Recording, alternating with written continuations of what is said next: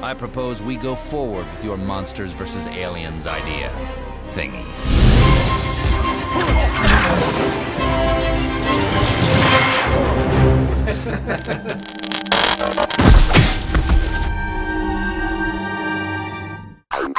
At DreamWorks Animation, you know, it all starts with a great story and great storytelling. Monsters versus aliens. The promise of just the title alone is exciting and intriguing. Attention, all aliens! Destroy all monsters! The innovation of InTru 3D, which are authoring tools for our artists and our filmmakers, it just creates a spectacular opportunity to make the emotions of storytelling even better. When we first decided to do this movie in 3D, we came up with a lot of new tools and new technology that helps us direct in 3D to a point where we're telling the story a little more subtly with 3D.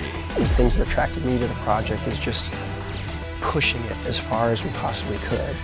There's such a insatiable appetite to continue to invent and stay on the leading edge. And our strategic partnerships with HP and Intel have been an essential part of creating the foundation to enable that.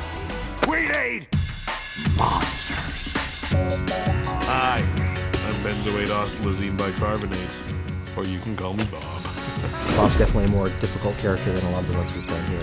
And unlike characters we've done in the past, there's some very complicated things that he's able to do. No, he's a chemically altered ranch-flavored dessert topping that was combined with a genetically altered tomato.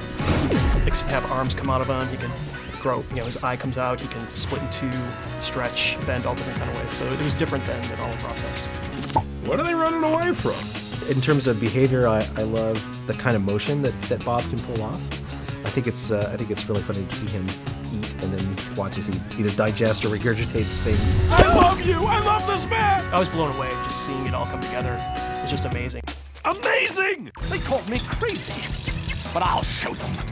I'll show them all. Monsters vs. Aliens being our first stereo 3D film, we had a number of challenges that we had to overcome. We had to invent pieces of technology that simply didn't exist in the market. I think one of the biggest challenges to sort of maintaining creativity is to sort of stay in that flow. And for us, the HP XW8600 workstations powered by Intel Xeon processors have made a tremendous difference to really help get stuff back faster than it's ever come back before. One of the big challenges with making a stereo 3D film is you need a separate image for both the left and right eyes, which effectively meant that the enormous compute power we need to do these films to begin with in a normal 2D non-stereo film, we now had to double that. HP and Intel, they always want to sort of step up to the challenge. As I sit back and I look back at what MVA was able to accomplish in terms of using 40 million render hours in roughly the same amount of time that the original Shrek used 5. So they were able to do roughly 8 times the amount of work in the same amount of wall clock time. It is an incredible feat that we simply couldn't have done without HP and Intel.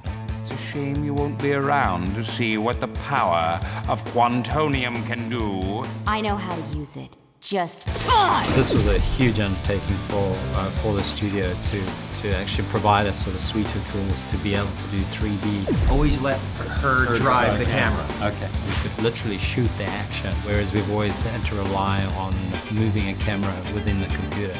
So this gave us cameras that feel like they're adjusting to the performance. That's amazing. The San Francisco scenes where Susan gets chased down the streets and then eventually out onto the bridge. All that action that feels like it's being filmed by a camera operator makes you believe, wow, this is not animation anymore, this is real. And that combined with actually perceiving 3D was just mind-blowing.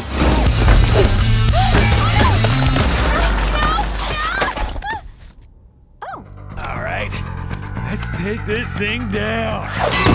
In this film, they really got to pull out all the stops and create big visual effects that people are recognizing as, wow, those are great effects. I got him, you guys!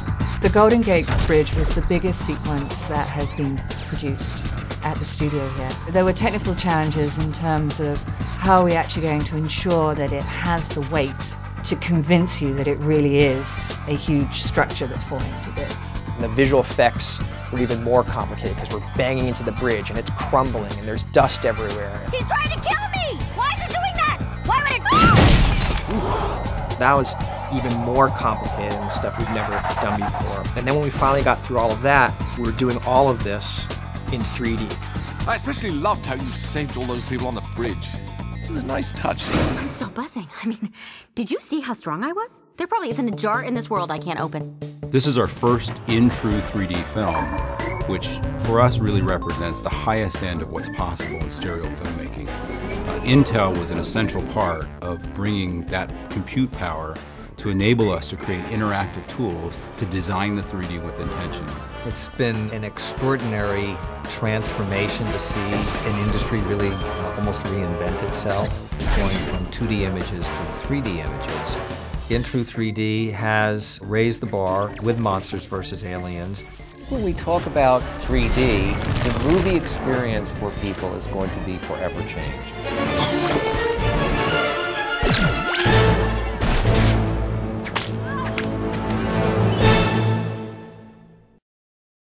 It's over. Turn it off.